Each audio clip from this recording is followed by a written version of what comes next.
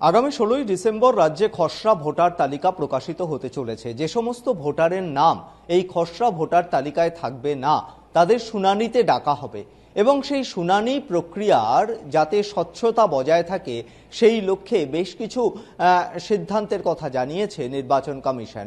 কোনোভাবেই পঞ্চায়েত অফিস অর্থাৎ গ্রাম panchayat office, school, college বা বিশ্ববিদ্যালয়ে শুনানি করা যাবে না এবং একমাত্র শুনানির ক্ষেত্রে বিডিও অফিস, এসডিও অফিস অথবা জেলা শাসকের দফতরে এই শুনানি প্রক্রিয়া হবে।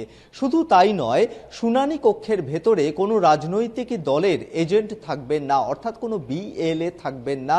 বিএলও এবং ইআরওর উপস্থিতিতেই নিজেদের ভোটারদের যে প্রয়োজনীয় নথি রয়েছে বৈধতা যাচাইয়ের ক্ষেত্রে সেই নথি তারা সঙ্গে নিয়ে যাবেন এবং শুনানি প্রক্রিয়ায় সেইভাবেই তারা অংশগ্রহণ করবেন এবং গোটা শুনানি প্রক্রিয়া ওয়েবকাস্টিংয়ে থাকবে, এমনটাই কিন্তু সিদ্ধান্তের কথা জানানো হয়েছে।